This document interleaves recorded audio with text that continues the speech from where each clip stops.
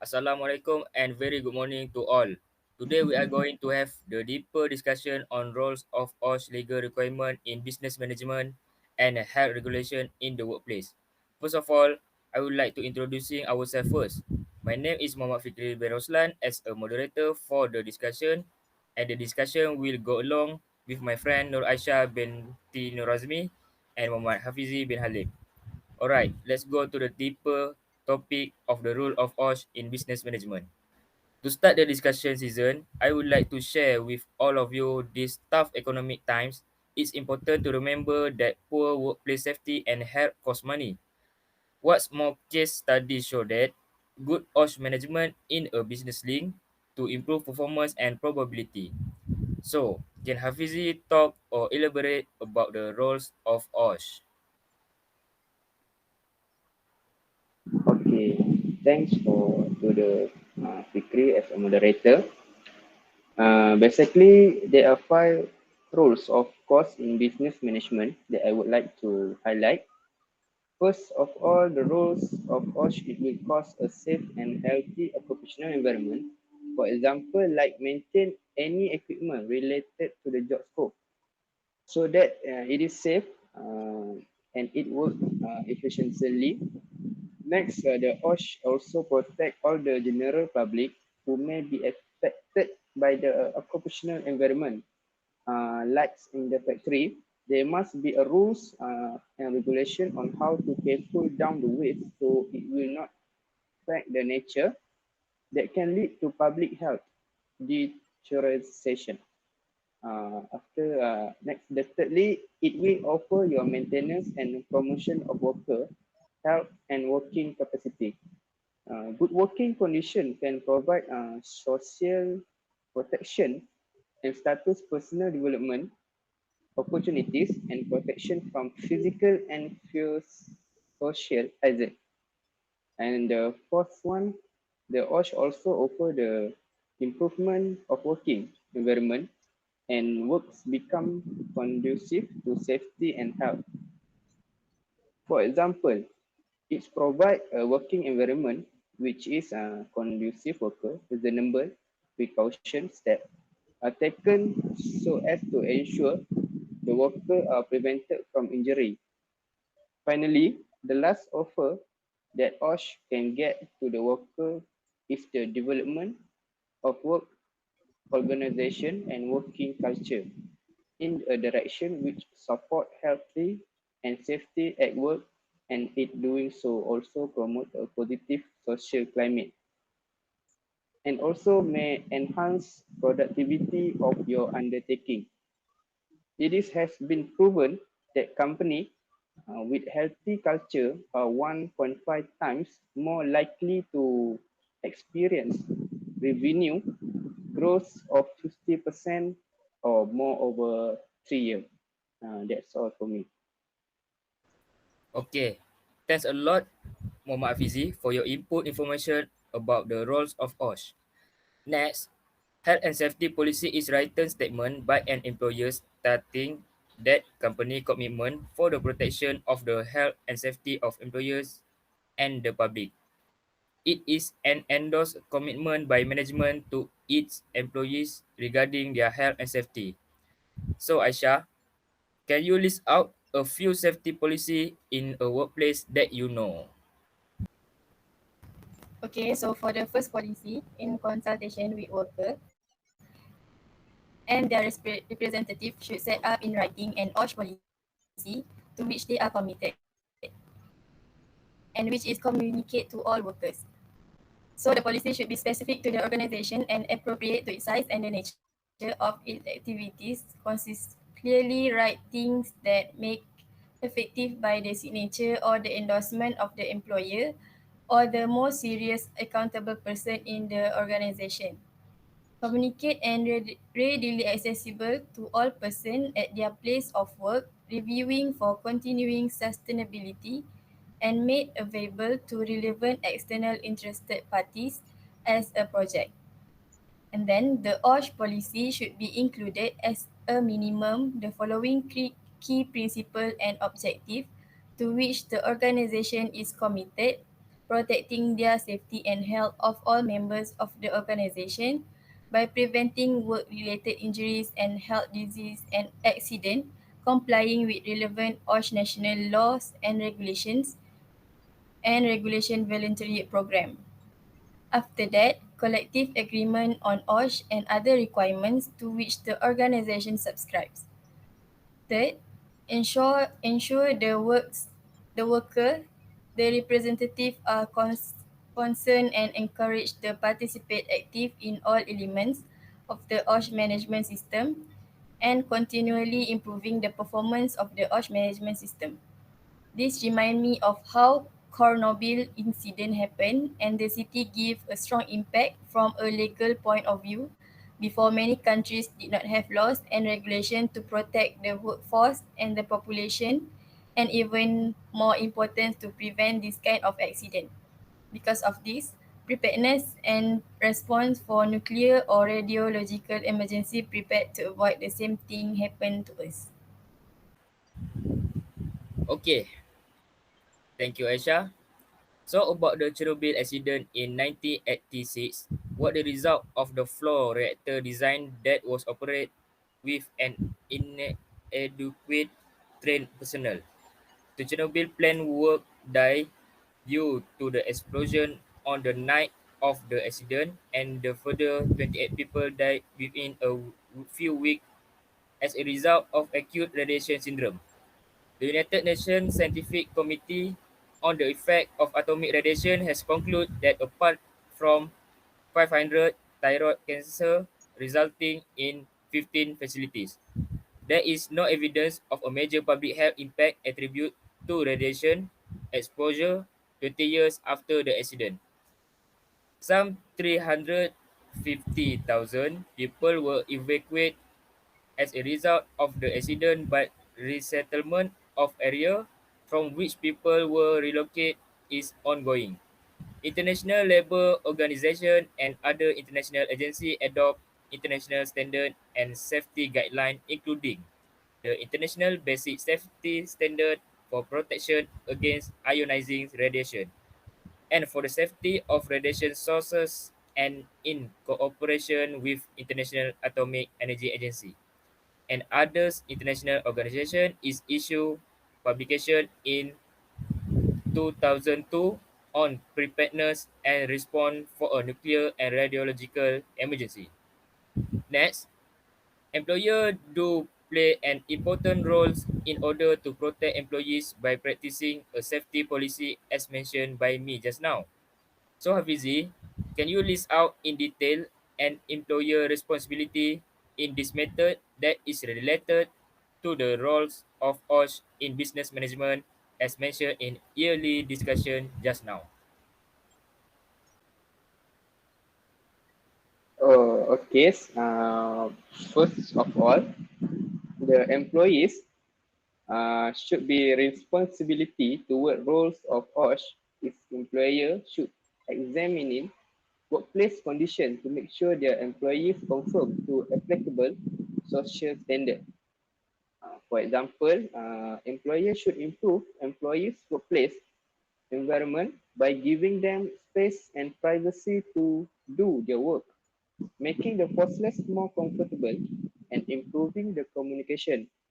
Employees' work environment can impact their most mental health and performance. If employees work in theory office setting with unfriendly workers, they they likely won't have enough confidence or job justification to speak out. Secondly, we must make sure the employees have a new safety tools and equipment and properly maintain this equipment. For example, make sure employees always use the right tool for the different properties because employees risk damaging the tool and injury themselves. That's why creating positive work environment is critical to a company, such as creating a positive work environment, motivate and engage employees, leading to higher job justification and employees' irritation within an organization. That's all for me. Okay, thank you Hafizi for your information and opinion. So, the next is we need to prioritize the OSH in the business so that it will have several key benefits. So, Aisyah, can you explain to us about the benefit?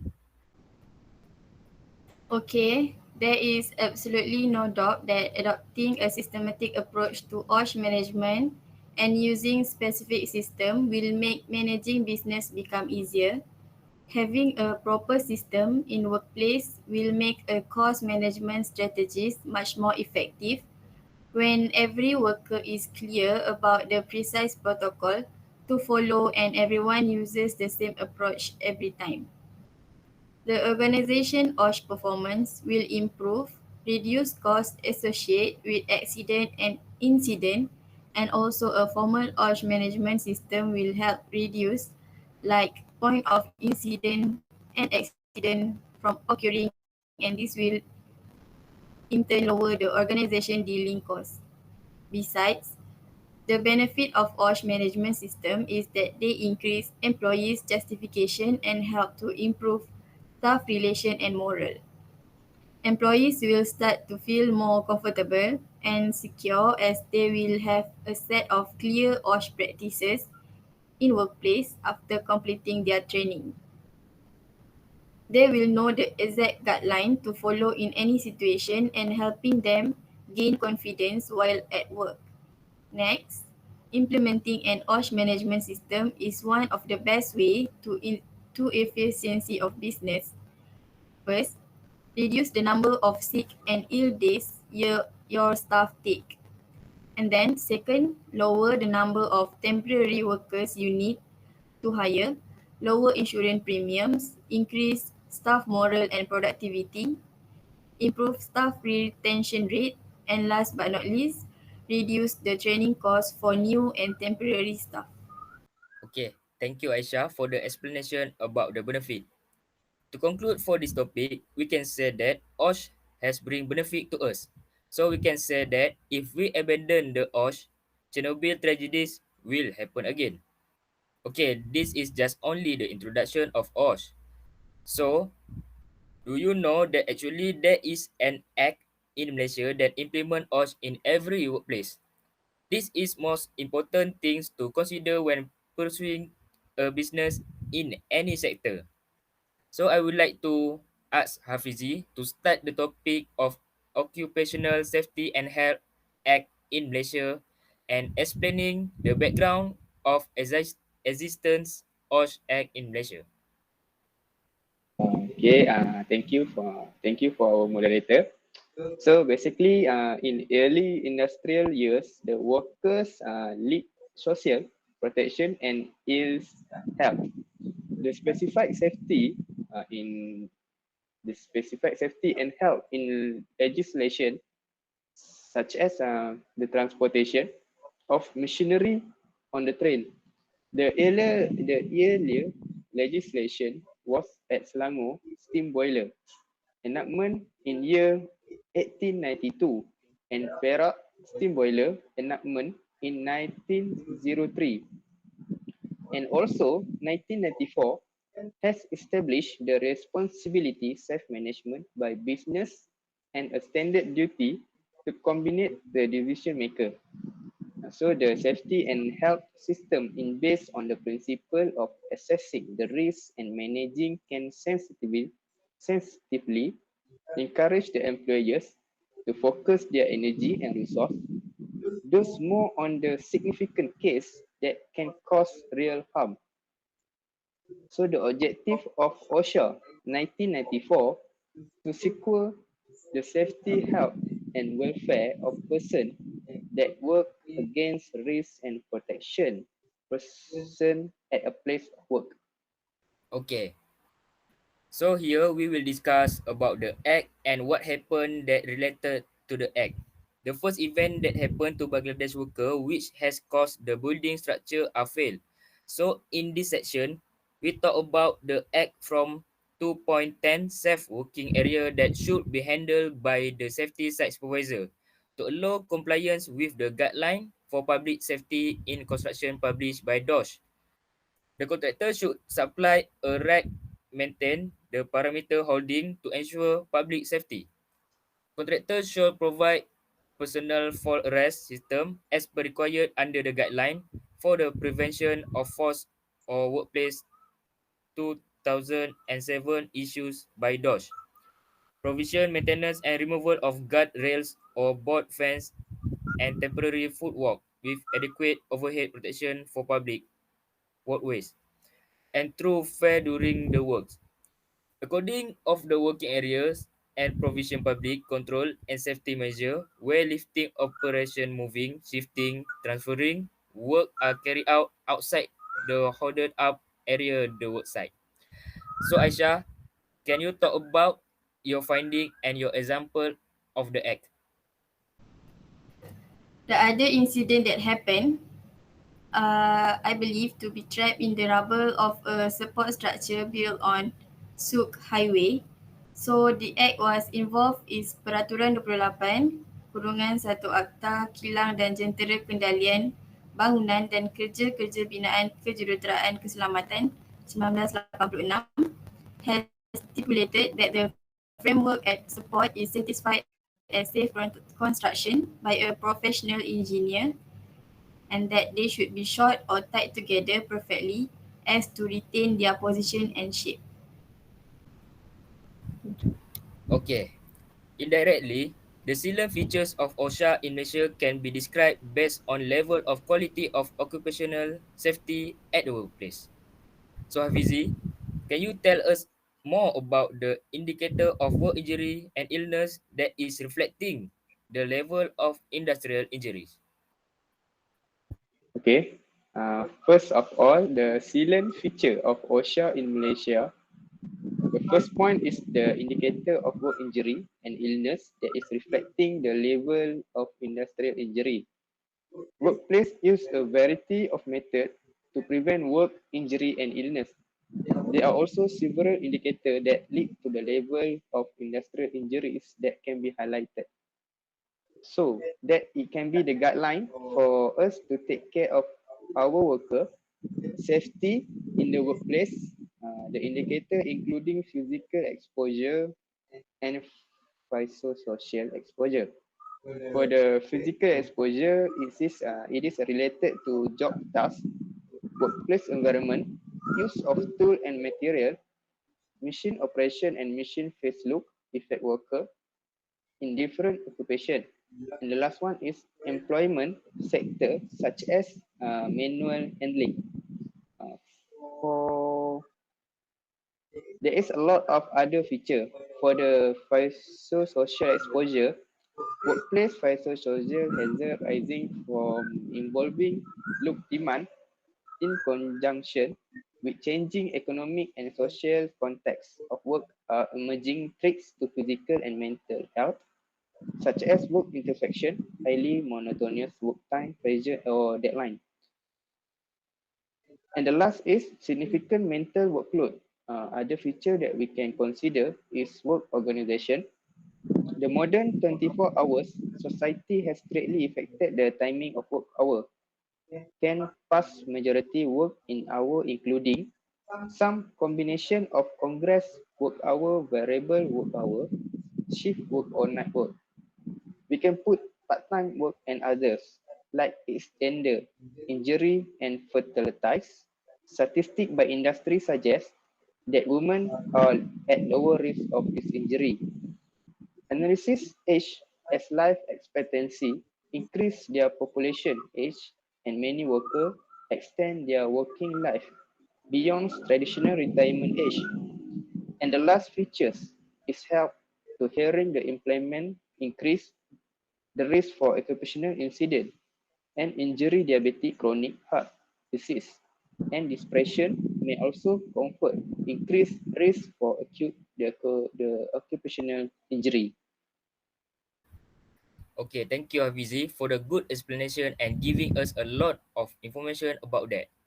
Next, we will talk about the average number of incapacity for work.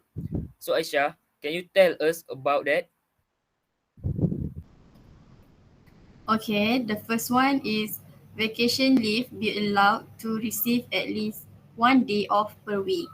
Public Holiday Section 60D of the Act provides that employees are entitled to level paid public holidays in a calendar year. Annual leave Section 60E of the Act explains that employees are entitled to receive paid annual leave of 8 days for every 12 months of continuous service if he or she has been employed for a period of less than 2 years. Next, 12 days for every 12 months of continuous service if he or she has worked for a period of more than 2 years but less than 5 years, and 16 days for every 12 months of continuous service if he or she has worked with the same employer for more than 5 years. For the medical leave, 14 days per calendar year for employees who have worked for less than 2 years, 18 days per calendar year for employees who work for more than 2 years but, but less than 5 years. Next, 22 days per calendar year if the employees has worked for more than 5 years. Okay, thank you Aisyah for the explanation about the given. So, Hafizi, can you tell us about the employees' satisfaction with their work condition? Okay. First of all, safety worker, also called workers safety and occupational health and safety entire to be ensuring that workers that work have a safe place to work, serve policy and serve procedure to follow. Keeping a good work environment helps work morality, keep employees and make them more productive safety in the workplace to have a significant impact in many business toward KPI. First is the benefit of the workplace safety. It is employees need to appreciate safe working environment, which is a sign that their employees cares about their well-being. Therefore, employees who feel safe at work also more loyal to their employers and stay long organization. Other than other hands, those who don't feel safe and have experienced worker accident are much more likely to search a new employer. Secondly, employees who feel safe in their working environment are also more productive than those who have been injured in the past and therefore have developed a certain life level of anxiety and frightening. Creating a staff workplace environment need to start at the top management. So for the senior leadership must set the communication standard to providing an open and transparent environment such as the environment of the facility. And the third is try to discussion that allow employees to offer suggestion, report concern, and feel empowered to contribute the workplace safety program. Okay, thank you Hafizi for the information. So we are going to the next question, and I would like to have Aisyah to tell us about the employees' motivation to work safely in their workplace. I think we can all agree that a safer workplace is something that everyone should strive towards. By reducing risk of potential accidents and lowering workers' compensation claims is every employer's responsibility and legal obligation. Introducing safety procedures Introducing safety procedures will establish your expectation for your employees.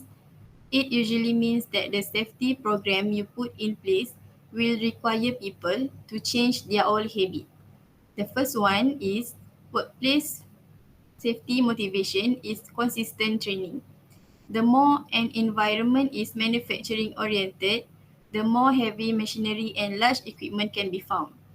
In extension, it means more potential accidents that can lead to serious injuries or perhaps even death. That is why providing proper training to your employees is the utmost importance and one of the first things to do. Safety procedures should be made clear, true, and easily accessible through on-site guideline and training as well. Experience or time spent in a workplace should not be an excuse for avoiding these important activities. Training should also be customized for different divisions within the organization. Second, motivation and incentive. Your employees will react positively to incentive for using safety procedures properly. One of the first methods can be a regular report on the decreasing number of injuries and accidents. This report will act as a form of reward, but do not focus just on that method. If used incorrectly, it will have the opposite effect and make your employees reluctant to report issues. Ultimately, it will create an unsafe work environment. Instead, keep an eye out for people using proper safety methods and inform the superiors. Employees who consistently behave with safety in mind should be given incentive as a form of motivation. These incentives include, but are not limited to, everyone. The feeling of appreciation can go a long way.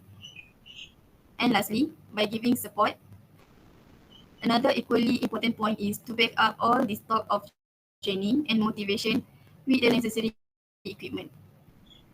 Your employees can be the most safety conscious people in the world, but it is all for naught if the floor has hole in it. Depending on the country we find ourselves in, there are plenty